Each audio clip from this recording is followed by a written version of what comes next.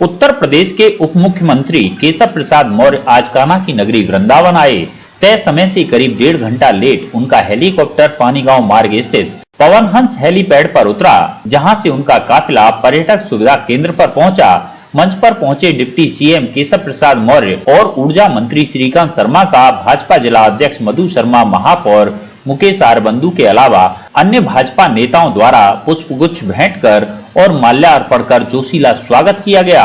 इस बीच मंच से उपस्थित लोगों को संबोधित करते हुए उप मुख्यमंत्री केशव प्रसाद मौर्य ने मथुरा वृंदावन में कराए जा रहे विकास कार्यों के बारे में जानकारी दी। इसके बाद डिप्टी सीएम ने करीब 337 करोड़ रुपए की लागत से विकास कार्यों का लोकार्पण और शिलान्यास किया। हुआ है, लेकिन वहाँ भी मैं बिहारी जी से प्रार्थना किया हूँ कि 15 दिन में मुझे शिलान्यास करने के लिए इसी बहाने दर्शन देंगे, ऐसी अपेक्षा और प्रार्थना करता हुआ ये बताना चाहूँगा कि 1000 करोड़ लगभग योजनाएं हैं और उन योजनाओं के माध्यम से जनपद का और वृंदावन का व्यापक विकास होगा।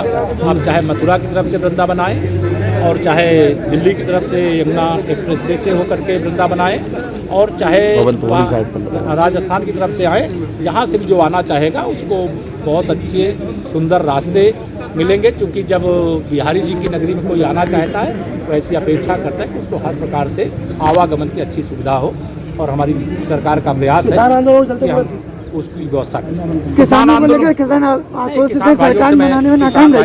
भाइयों से सरकार मनाने में नाकाम नहीं रही है और न नाकाम है। और किसान भाई अगर अभी भी कोई अपनी बात कहना चाहते हैं तो भारत सरकार ने कहा है कि हमारे दरवाजे खुले हुए हैं, वो बात करें। उन्होंने जो पहले बातें कही थी वो सारी स्वीकार की गई, लेकिन उसके बाद भी उन्होंने आंदोलन की बात कही है।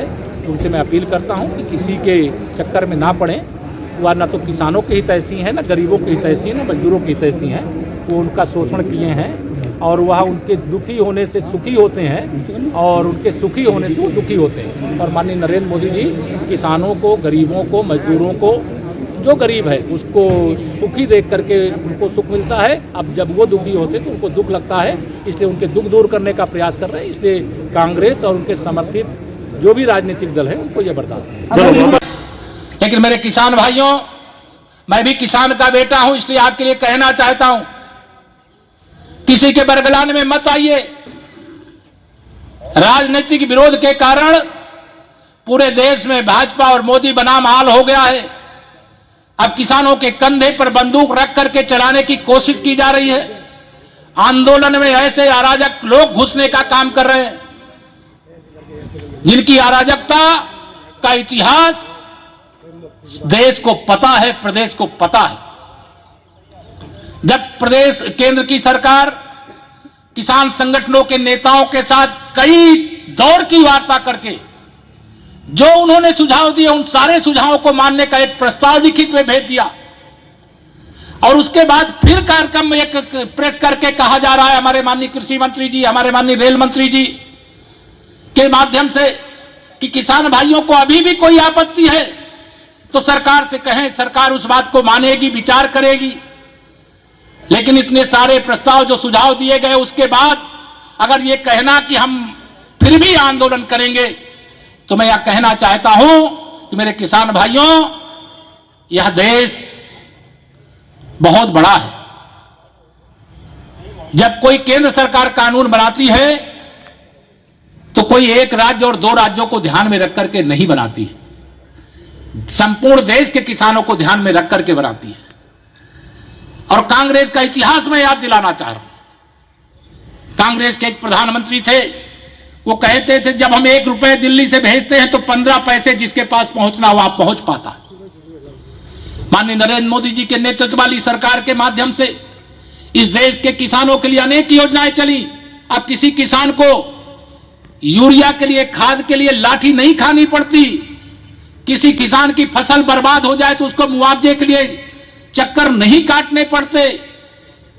लेकिन प्रधानमंत्री किसान सम्मान निधि के रूप में छोटा किसान हो चाहे बड़ा किसान हो, लगभग 11 करोड़ देश के किसानों को 2-2 हजार की 3 किस्त के माध्यम से एक वर्ष में 6,000 लगभग 1 लाख करोड़ रुपए अब तक किसानों के खाते में भेजा जा चुका है।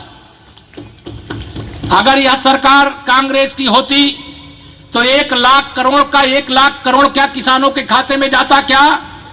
उनका सिस्टम तो इस व्यवस्था से चलता था कि 1 लाख करोड़ में से 85,000 करोड़ कहां चला जाएगा उसका पता नहीं चलेगा, केवल 15,000 करोड़ किसानों के खाते में जाता। या जन्मजात किसानों के विरोधी आज किसानों के हमदर्द बन रहे हैं।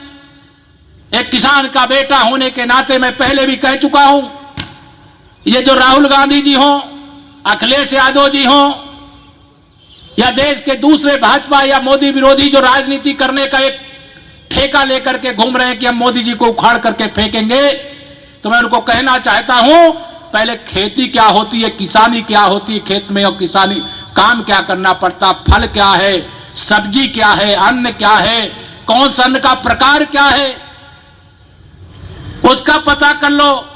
आपको तो गाजर और मूली के अंतर में, गोभी के फूल और पत्ते की गोभी में, धनिया के पत्ते में और गाजर के पत्ते में भी आपको अंतर नहीं पता होगा।